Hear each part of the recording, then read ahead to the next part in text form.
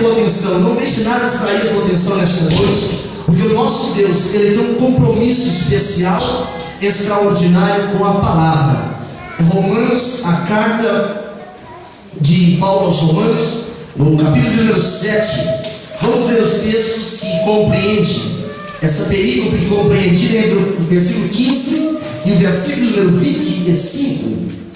Romanos capítulo 7, a perícope que está versículo 15 até o 25, é de onde partiremos para a ministração desta noite. Essa palavra que eu quero subordinar ao tema, digo comigo assim: uma batalha. A maior e mais longa batalha de todos os tempos. Vamos ver o tema: a maior e mais longa batalha de todos os tempos. Eu não estou falando da guerra de 100 anos que aconteceu no ano 1337 ao ano de 1457, absoluto que não.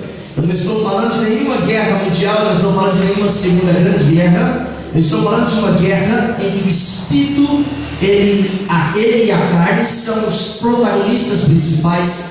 Eu estou falando de uma guerra que Paulo, ele fala dos desafios dessa guerra, os embates que ele tinha, e é justamente nesse capítulo 7 de Romanos onde ele deixa transparecer toda a envergadura dessa grande batalha, que eu e você não podemos perder, que eu e você não podemos empatar, mas a única alternativa que existe para nós é vencer. A única alternativa que Deus se deixou reservada para mim e para você é vencer, porque nessa noite a Bíblia diz, através da palavra, que nós em Cristo somos muito mais do que vencedores. É por meio dele, por meio daquele que nos amou, conforme nós cantamos na canção. Quem encontrou, diga amém.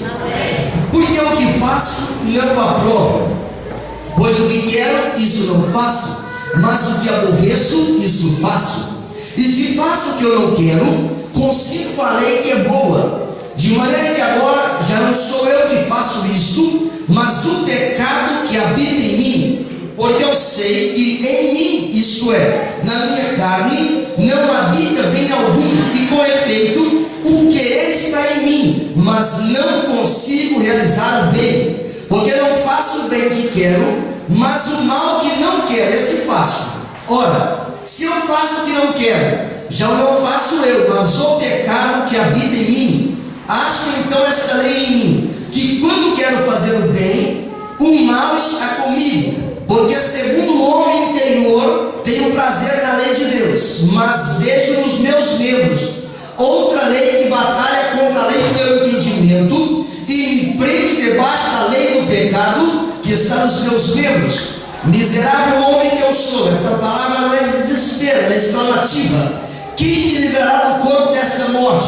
Essa palavra não é de dúvida, é uma palavra que espera uma resposta da parte de Deus. Ele diz já: dou graças a Deus por Jesus Cristo, nosso Senhor, assim que eu mesmo, com o entendimento, sirvo a lei de Deus, mas com a carne, a lei do pecado. Quem crê, diga amém.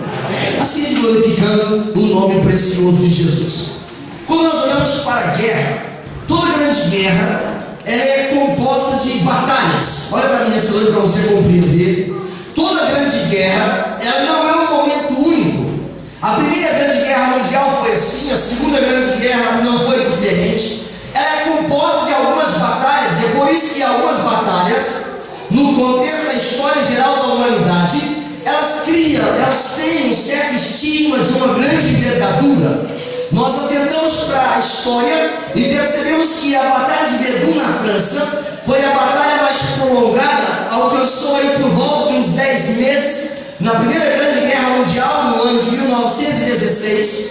Esta batalha foi a batalha onde ela teve uma extensão maior, porque foi também a primeira grande vitória moral da França. Não é sobre essa batalha que eu quero me falar nesta noite, eu quero vos falar nesta noite, mas é uma batalha protagonizada, uma batalha cujos personagens principais é a carne e o espírito. Quando eu olho para esta palavra, eu começo a perceber, quando o apóstolo Paulo diz no versículo número 20, dizendo assim: olha, o pecado que habita em mim, que faz eu fazer o mal. Quando o apóstolo Paulo está dizendo essa expressão, quando ele está verbalizando essa expressão, dá para entender que o pecado é algo ruim. Então, se o pecado é algo ruim, por que então eu peco contra Deus? Se o pecado é o oposto de Deus, por que então eu peco? Se o pecado é tão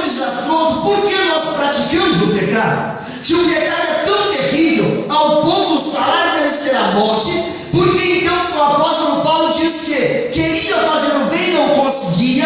Porque o pecado que estava nele, o pecado que habitava nele, não lhe permitia fazer o bem. Quando eu olho para a Bíblia Sagrada, no segundo livro do profeta Samuel, no capítulo número 11 e o capítulo número 12, nesse texto de 2 Samuel, capítulo 11 e 12, a Bíblia relata de um homem, e não era um homem qualquer, não era um homem que não tinha compromisso com Deus, não era um homem que ele vivia à margem da santificação, também não era um homem que ele era um homem relaxado no âmbito das suas obrigações na casa de Deus.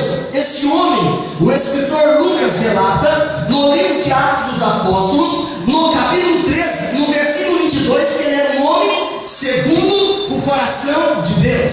Esse homem segundo o coração de Deus, ele agora no capítulo 11, no capítulo 12, no segundo livro de Samuel, ele entra em uma batalha tão terrível, tão tremenda, e ao ponto dele, no final dessa batalha, sentir-se como se estivesse um homem derrotado. Mas quando eu olho para a Bíblia Sagrada, eu começava no dia de hoje a meditar nessa expressão sobre a maior e a mais longa de todas as batalhas, que não exime nenhum de nós. Esta batalha da carne contra o espírito não tem nenhuma imunidade espiritual. Ou seja, essa batalha é para mim que pastoreio a igreja, é para o novo convertido, para o crente que já tem alguns anos de crente. Essa batalha é uma batalha espiritual, e para vencer uma batalha espiritual não se faz uso de armas naturais. Para vencer uma batalha espiritual, o apóstolo Paulo diz que não dá para economizar na munição,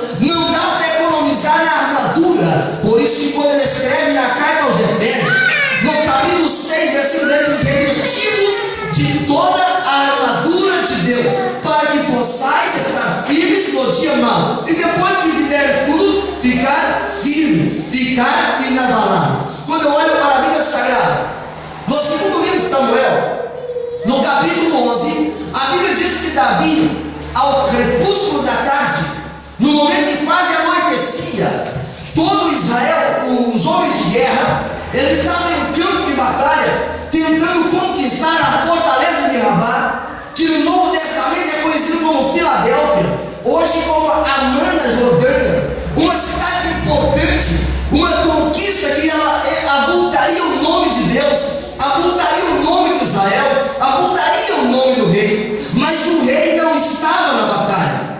A Bíblia diz que a presença da arca estava no campo de batalha, ao ponto de um homem chamado Urias, o oficial de Davi, um homem heteu, um homem que era prosélito, que converteu ao judaísmo. Aquele homem dizia que a presença da arca estava no acampamento. Se a presença estava na batalha e Davi estava no palácio, qualquer pessoa em bom senso vai entender que com Davi não estava a presença de Deus.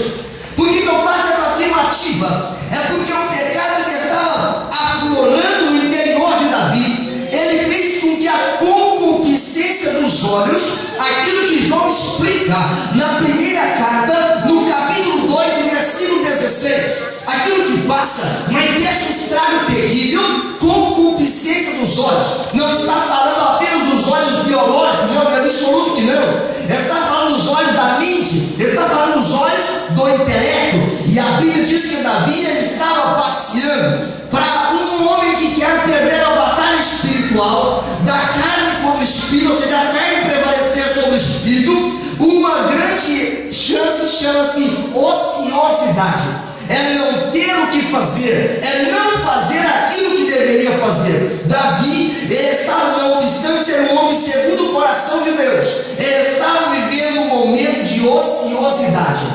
E a ociosidade é uma arma letal. Diga comigo, a ociosidade é uma arma letal numa batalha espiritual.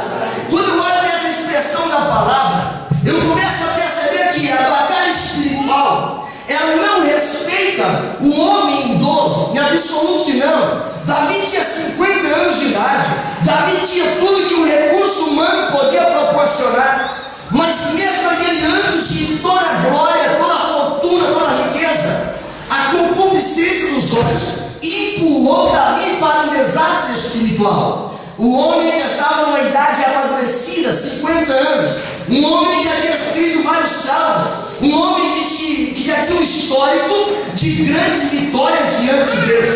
E quando nós olhamos para a história bíblica, nós percebemos que o homem, segundo o coração de Deus, ele peca, ele fratura, ele quebra pelo menos 4 dos mandamentos.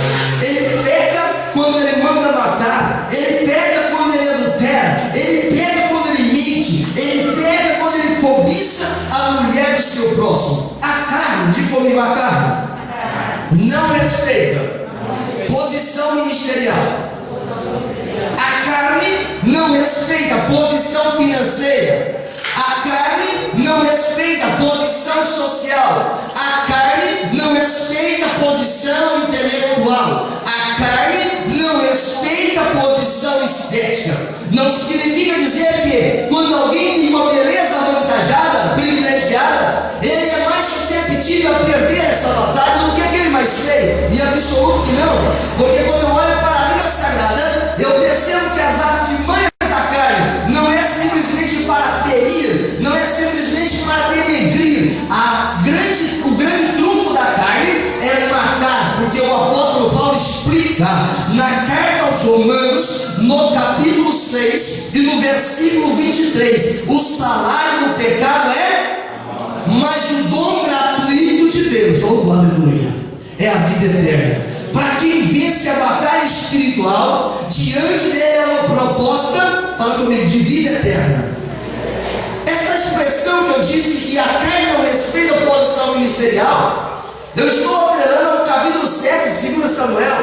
Quando eu olho para o versículo de número 8 ao versículo de número 27, o Senhor mandou o profeta Natã chegar diante de Davi e dizer: Davi, você me agradou. Davi, você vai ser um guerreiro. Davi, eu vou dar descendentes a você. Ele fez um monte de promessas. O Senhor fez um monte de promessas para Davi. E quando nós confiamos de que a carne respeita aquilo que nós temos de promessa, nós estamos equivocados. Porque a Bíblia Sagrada diz que lá no capítulo 18 de Jeremias, no versículo de número 10, que quando nós pecamos, nós quebramos o elo da promessa. É por essa razão que a promessa de Deus, vou pôr no plural agora, as promessas de Deus, elas são condicionadas, olha para mim aqui, elas são condicionadas à obediência. Tudo que Deus prometeu para a minha vida, tudo que Deus prometeu para a sua vida, é condicionada à obediência, porque Deus tem mais prazer em obediência do que em sacrifício. Escrito está em 1 Samuel, no capítulo 15 e no versículo 22. Deus diz: eu tenho mais prazer que obedeça a minha palavra do que em sacrifício. Agora, o que é extraordinário em tudo isso? Quando Deus fala para Davi, no segundo capítulo de Samuel, no versículo 12, versículo 7, capítulo 12, versículo 7, ele fala para Davi: eu te ungi, eu te livrei, eu te escolhi, eu te dei bem. Se isso fosse tão pequeno ainda, te daria coisas muito maiores. Porque nos períodos que nós estamos em grande ascensão, nos períodos em que nós estamos em grandes êxitos, nos períodos em que nós somos aplaudidos e ovacionados, são tempos, são períodos onde nós estamos mais vulneráveis. Alguns dias eu ouvi alguém dizer assim: eu nunca vivi o melhor momento na minha vida como estou vivendo no dia de hoje. Ele estava dizendo porque ele estava prosperando financeiramente, talvez prosperando em outras áreas da sua vida, mas este momento é exatamente o momento da nossa vulnerabilidade. Davi já havia tido reconhecimento de toda a nação de Israel. Davi já havia sido reconhecido pelos seus inimigos. Davi já havia sido até reconhecido por Deus como um grande administrador, como um grande rei, como um servo fiel. Davi confiou de que agora ele não precisava mais batalhar. Ele confiou que agora ele já tinha feito muito pela obra de Deus. Ele podia deixar para outras pessoas fazer. É justamente a arma da ociosidade que Satanás ele lança sobre a vida de muitos crentes, para que o crente venha sofrer na batalha espiritual, ser derrotado e no final ser morto ou perder a sua salvação. Quando eu olho para a Bíblia Sagrada, eu começo a perceber que o luxo de Davi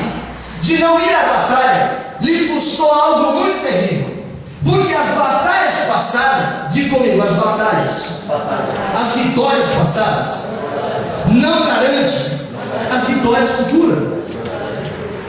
Porque senão eu vou viver um eterno saudosismo. No meu tempo eu falava línguas estranhas. Quando eu era jovem eu evangelizava. Quando eu era jovem eu pregava em praça pública e ganhava 10 aulas por mês para Jesus, ou 50 aulas para Jesus por mês. E por que não ganha mais?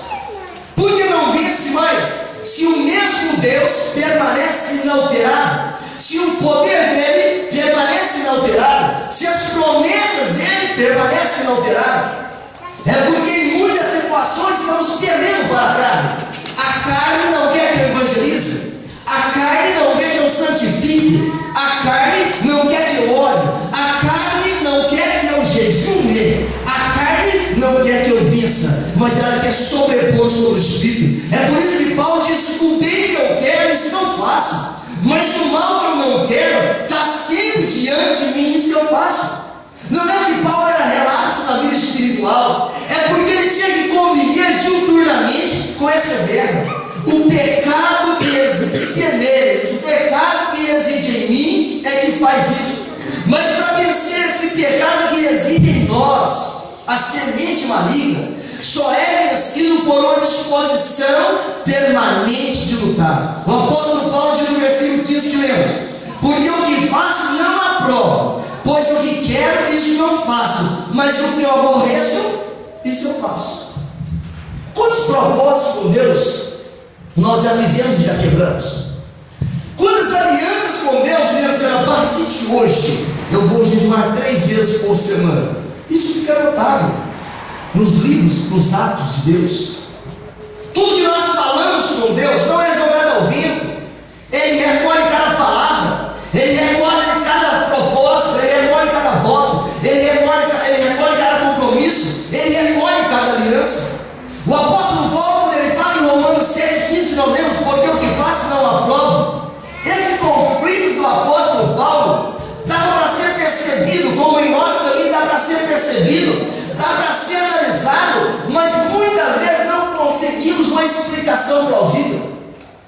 Por que que muitas vezes nós fazemos propósitos com o Senhor de santificação, de orar, de evangelizar, de fazer mais da casa do Senhor, e parece que qualquer situação adversa, ela rouba de nós a oportunidade de nós perdermos para a carne? Porque o apóstolo Paulo está para analisar, está para perceber, mas muitas vezes não dá para explicar. O bem que eu estou querendo fazer, isso não consigo, isso eu não posso. O mal que eu não quero está sempre diante de mim, isso eu faço. E ele começa a dizer: isso é problema do pecado. No versículo 20, nós lemos, no capítulo 7 de Romanos, ele diz assim: olha, se eu faço o que não quero, já não é eu que estou fazendo, mas o pecado que habita em mim. Mas para nós não imaginarmos que Paulo ele ficou derrotado na batalha entre a carne e o espírito. Essa batalha é travada no homem interior. Essa batalha é travada nos campos da França, de Portugal. É no homem interior. É aqui dentro que essa batalha é travada. Ele escreve aos irmãos da Galácia e diz: olha, eu tenho uma coisa para dizer para vocês. No capítulo 5 de Gálatas, no versículo número 24, ele fala assim: os que são de Cristo, vamos repetir comigo, os que são de Cristo crucificaram a carne com as suas paixões e as suas concupiscências. O evangelho que leva o crente para a vida eterna, o evangelho que leva o crente para o céu, não é o evangelho da motivação, não. O evangelho que leva o crente para o céu é o evangelho que nos leva todos os dias ao Calvário, para nós colocarmos lá a carne com as suas concupiscências, porque a única maneira que existe para nós vencermos diuturnamente o pecado. Quando eu olho para a Bíblia Sagrada, na primeira carta que João escreve, no capítulo 3 e no versículo 9, ele diz assim: olha, quem é nascido de Deus, diga comigo, quem é nascido de Deus, não vive pecando. Não vive pecando. Parece que há uma contradição aqui. Paulo diz que o pecado que está nele residia nele, fazendo pecar, e agora diz: quem é nascido de Deus não vive pecando. Pode observar que o verbo está no gerúndio, ou seja, que vive na prática do pecado. Não existe homem que não peque, mas viver a prática do pecado é opcional. Eu eu vivo se eu quiser, porque Paulo me dá receita em Gálatas 5:24, volto a citar: aquele que é de Cristo, ele pega a carne com as suas concupiscências e crucifica-a novamente. Por que Paulo ensina isso? Para que nós pudéssemos decidir que o Espírito ia vencer a carne. O apóstolo Paulo, quando ele fala aos irmãos da Galácia, os Gálatas, eles eram muito conhecidos pela sua impetuosidade e inconstância. Se fosse trazer a igreja da Galácia para os dias odiernos, seria aquela igreja que o domingo, talvez elas quase chegariam na glória, tocariam nas 12 portas de pedra. No dia do culto de ensino, parece que eles escambavam rumo ao abismo, sem freio, sem nenhum objeto para poder parar. Eles eram inconstantes, eles eram apaixonados em coisas novas e curiosas. É por isso que Paulo, quando ele fala aos irmãos da Galácia, ele não fala de filhinhos, ele não fala de amados, ele fala: ó insensatos, ó inconstante Gálatas. Porque a igreja da Galácia, ela é uma igreja que ela aprendeu a duras penas a vencer batalhas espirituais. Ela aprendeu com gosto de sangue amargo a vencer as batalhas espirituais. O apóstolo Paulo, quando ele fala na carta aos Gálatas, no capítulo 6, versículo 8, ele diz: o que semeia na carne, da carne vai colher corrupção, mas o que semeia do Espírito vai ceifar a vida eterna. Essa mesma palavra é para nós hoje. Se nós alimentarmos a nossa carne, é tanta coisa, a carne tem tanta oportunidade, parece que é um hipermercado espiritual. É tanto lazer, é tanta diversão, é tanto entretenimento, que se nós não vigiarmos, o nosso culto a Deus se transforma em entretenimento puro. As pessoas precisam estar empolgadas, as pessoas precisam estar quebrantadas, precisam estar santificadas, precisam estar comprometidas, porque quando isso acontece, o Espírito está vencendo a carne. Fala comigo: quem semeia na carne, da carne colhe corrupção, mas quem semeia no Espírito, do Espírito vai colher a vida eterna. Paulo ensinou isso aos Gálatas no capítulo 6, no versículo 8. Por isso que para vencer o pecado, eu não posso abaixar a guarda, eu não posso dizer: grande vitória eu tive ontem, agora eu quero descansar até o ano 2050. Não, a cada dia tem uma batalha a ser travada. Se você chegou aqui nesta noite, você no momento do louvor era para levantar a sua mão, celebrar, era para poder saltar, glorificar. Quem é mais a falar em línguas estranhas? Porque você não vem por acaso nesta noite, é porque você venceu a batalha contra a carne. Eu sei que o desânimo, eu sei que o cansaço, o enfado diz para você: não vá, você está cansado, você está desanimado, mas o Espírito disse: você vai, porque você não é cidadão daqui, você é cidadão da eternidade. Você tem diante de ti uma promessa, e quem fez a promessa? Fala comigo: quem fez a promessa? Ele é fiel. Para a batalha mais longa, para a batalha mais importante, a maior batalha de todos os tempos, é preciso, além de lutar todos os dias contra o pecado, é preciso ter fé. É preciso ter fé. O apóstolo João, quando explica na primeira carta, no capítulo 5, versículo 4, diz: e esta é a vitória que vence o mundo, a nossa fé.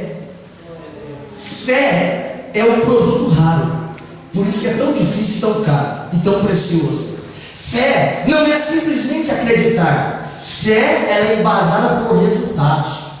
Fé sem obras é fé sem obras é porque a fé, o escritor aos Hebreus explica no capítulo 11, versículo 1, que a fé é o firme fundamento, não é a ilusão, não é a motivação, é firme fundamento das coisas que não se veem e a prova, a evidência daquilo que se espera. É por isso que o mesmo escritor explica no capítulo 11, no versículo 6, que sem fé é impossível agradar a Deus.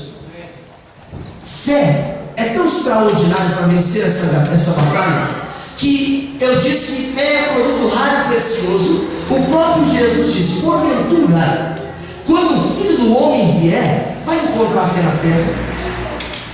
Aí você fala: pastor, a igreja está cheia de fé. Eu não acredito nisso, sabe por quê? É porque a Bíblia explica na segunda carta de Paulo escreve aos Coríntios, no capítulo 13 e no versículo 5, ele diz: examinai-vos, provai-vos a vós mesmo, se de fato vocês permanecem na fé. E ele usa até uma ironia aqui, ele diz: se de fato vocês ainda estão na fé.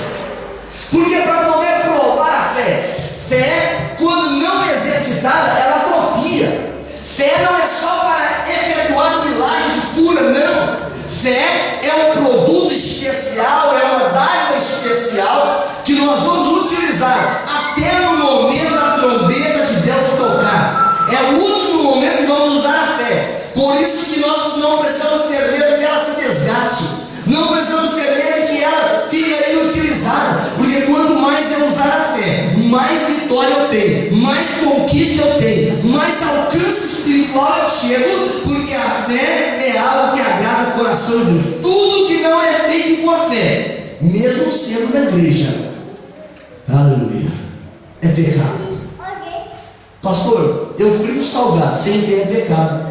Eu toco a bateria, sem fé é pecado. Eu prego, sem fé é pecado. Eu trabalho em outras áreas, sem fé é pecado. Tudo que não é feito por fé se transforma em pecado. Porque a fé, ela vai além de crer. Fé está falando de fidelidade. Se eu ministrar uma palavra aqui neste altar, sem fé, sem fidelidade, isso é pecado. Eu preciso entregar todo o desígnio de Deus. Eu não posso olhar disso, mas isso aqui pega mal. Isso alguém vai ficar contrariado e o outro vai ficar alegre. Não, todo o desígnio de Deus. A profecia é boa para exortar, para corrigir, para consolar em justiça. No momento parece ser motivo de tristeza, mas depois produz frutos de justiça. É por essa razão que para vencer essa batalha tem que exercitar a fé. Pergunta para a pessoa do lado: você está exercitando a fé? Está examinando se tem fé? Quem tem fé, levanta a mão e diga glórias a Deus. 90%, graças a Deus, estamos numa igreja de fé.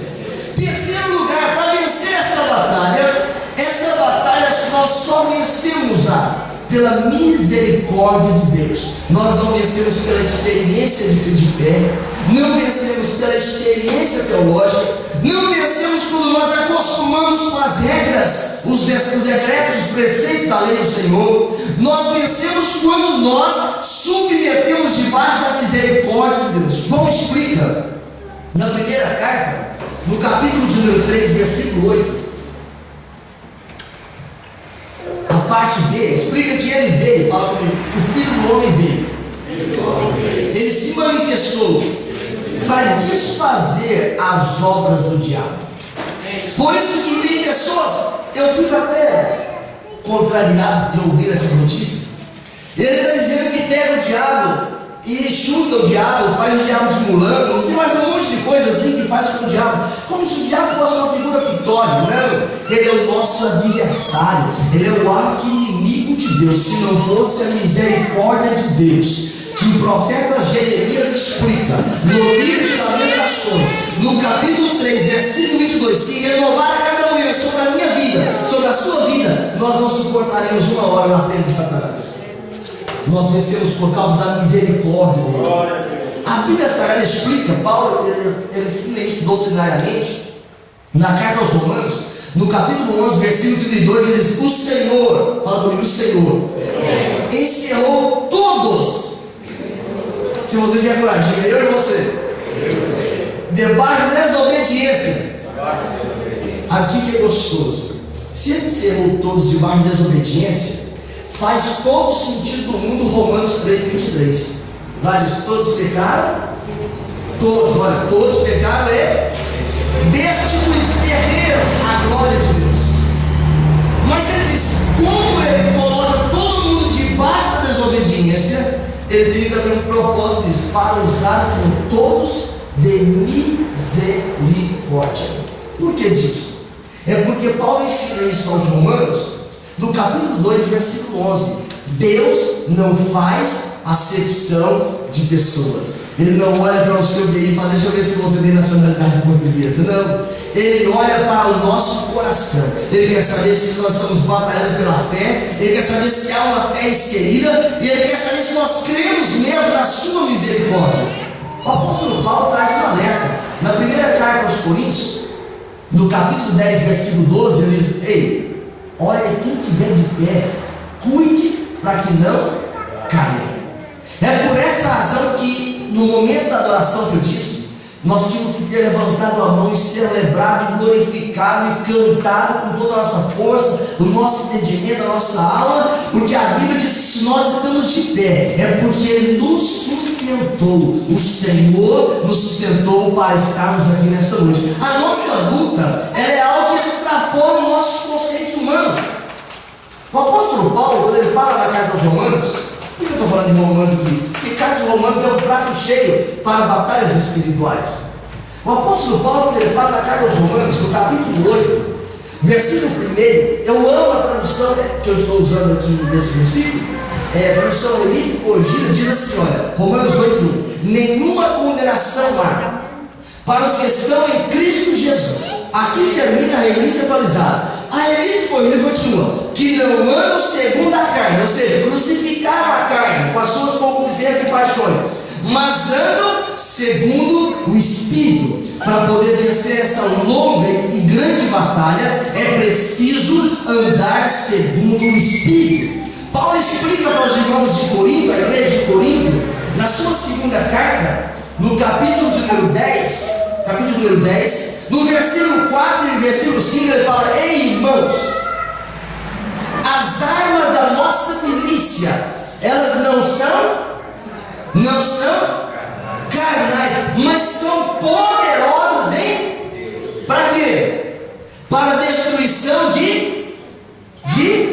fala assim, fortaleza, e levando cativo todo pensamento ao conhecimento de Cristo. Por que ele usa essa expressão? É porque para vencer essa batalha contra o pecado, eu preciso compreender a dimensão da misericórdia de Deus. Eu preciso compreender. Porque se não fosse a misericórdia de Deus sobre a minha vida, sobre a sua vida, eu vou dizer algo profético assim, é lógico, nem é só profético, é lógico, muitos de nós não estaremos vivos. Muitos de nós não estaremos vivos. Foi por causa da misericórdia de Deus. É por essa razão que esta batalha, esta guerra espiritual, ela só é vencida quando nós damos um passo importante chamado confissão. Fala comigo, confissão. O Senhor Jesus, quando ele fala aos seus discípulos, Lucas escreve no capítulo 8 e no versículo 17, ele diz: não há coisas ocultas que não sejam reveladas.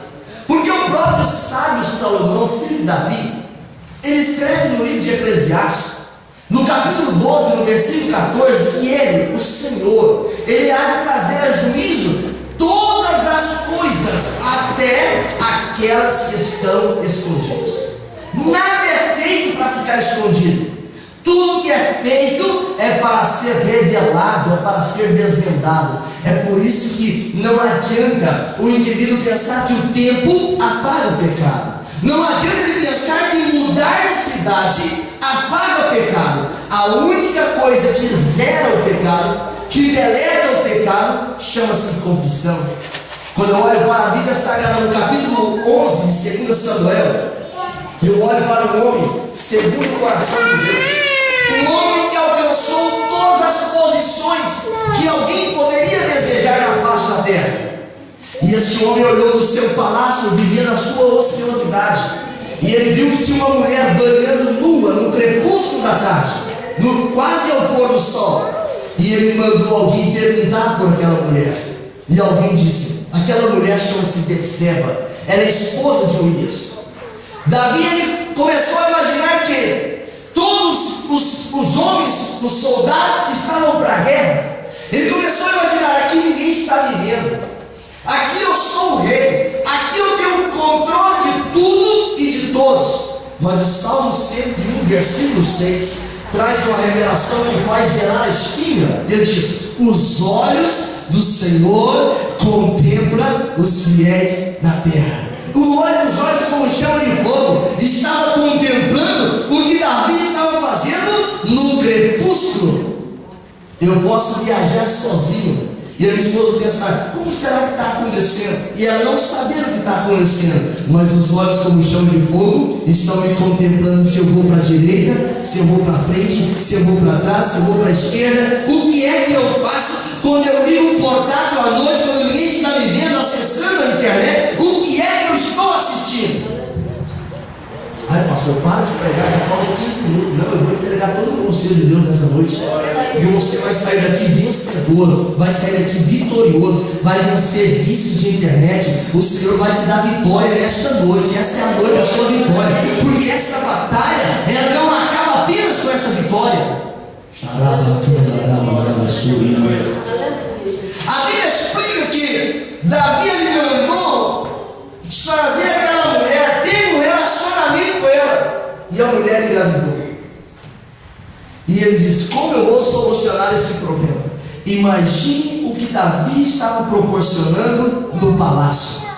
Imagine o que as más línguas estavam dizendo: este que é o homem segundo o coração de Deus, esse que é o ungido de Deus, esse que é o representante de Deus. O nome de Deus estava sendo blasfemado. Quando eu dou mau testemunho lá no comboio, quando eu dou mau testemunho na faculdade, na escola, não é um problema pessoal, é um problema espiritual, é um problema universal, porque o nome de Deus está sendo blasfemado. A oração para nós diz: santificado seja o teu nome. O nome de Deus é santificado quando eu me posiciono como santo, como adorador, como alguém que se identifica com os moradores do céu. Não é uma questão de vontade pessoal, é uma questão de destino da eternidade. Eu tenho que decidir onde eu quero passar a eternidade. Quando Davi olhou para aquilo e disse: eu já tenho um plano de escape.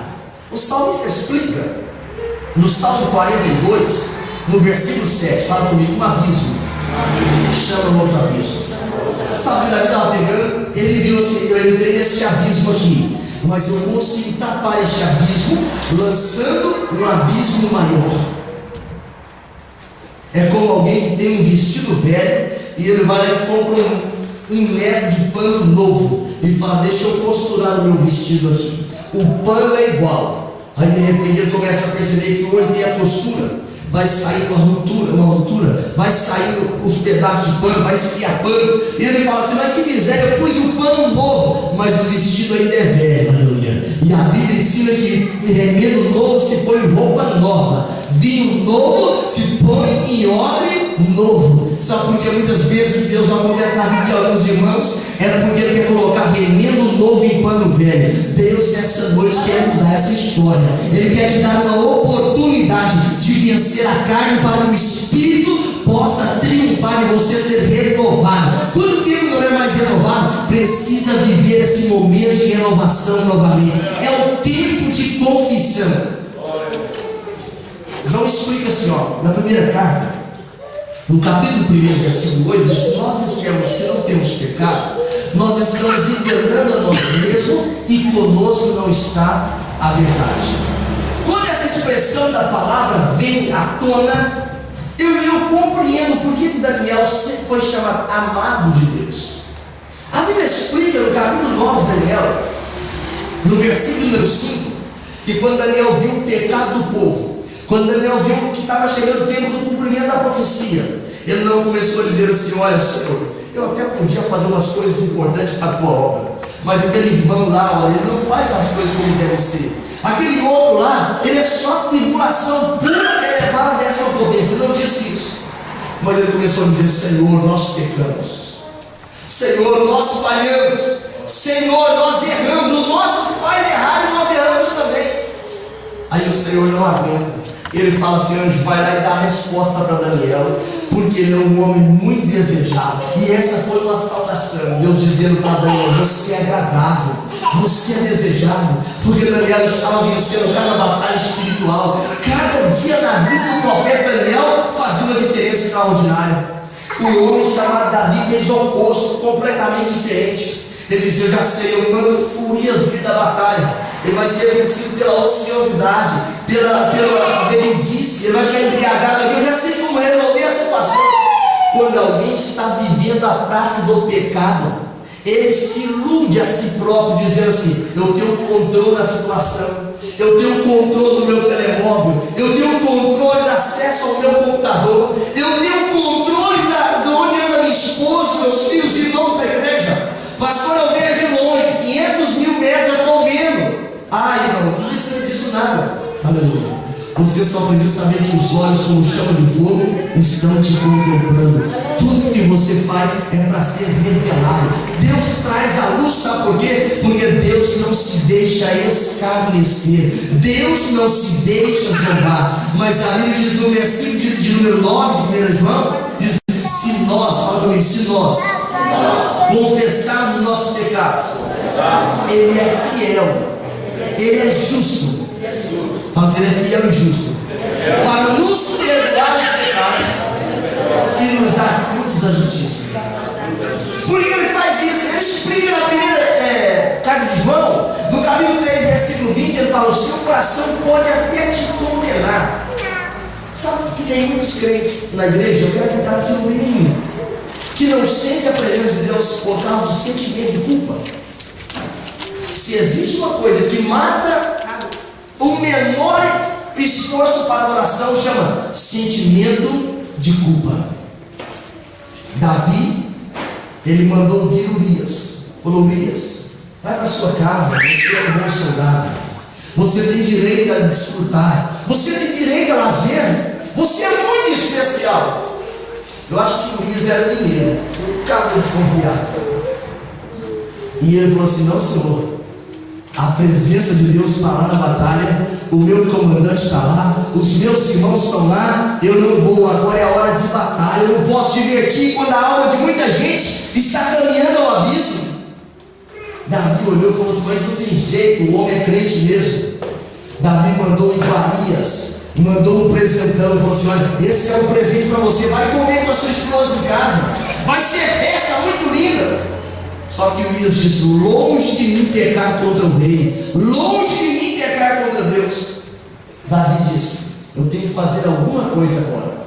Colocou outro remendo maior ainda, e ele deu uma carta falando para Joabe: Joabe, eu quero ver Urias morto, quero ver Urias morto.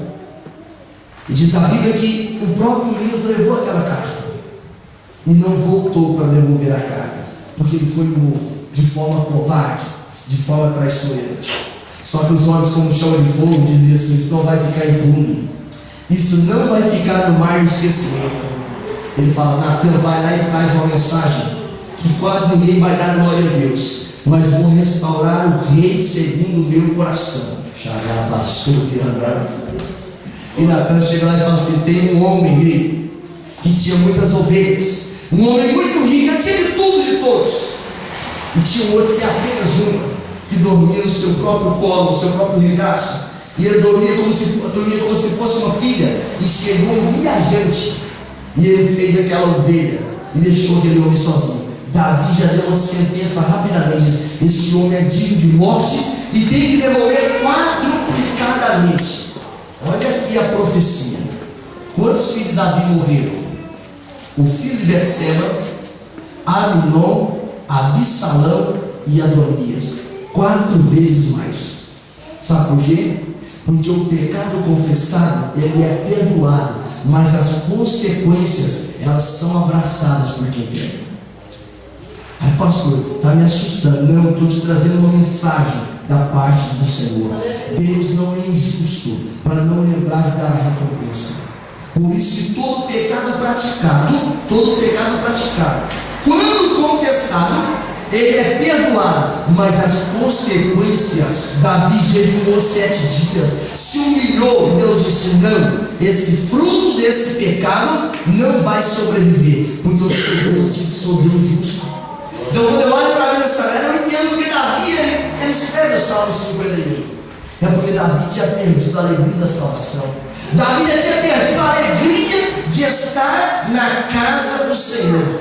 E Davi deu um motivo para os inimigos do Senhor blasfemarem contra Deus.